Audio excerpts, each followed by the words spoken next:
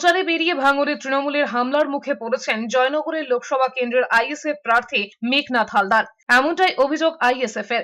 ঘটনায় আহত হয়েছেন আইএসএফ প্রার্থী মেঘনাথ হালদার সহ বেশ কয়েকজন। জানা গিয়েছে, বুধবার সকালে ভাঙড় একের চন্দনেশ্বর এলাকার ঝিঝির আইটে প্রচার করছিলেন মেঘনাথ। সেই সময় চন্দনেশ্বর অঞ্চলের তৃণমূলের অঞ্চল সভাপতি আলউদ্দিন মোল্লার ছেলের উপস্থিতিতে আইএসএফ প্রার্থীর ওপর হামলা চালানো হয়। এমনকি প্রার্থীর সঙ্গে থাকা অন্যান্যদেরও মারধর করা হয় বলে অভিযোগ।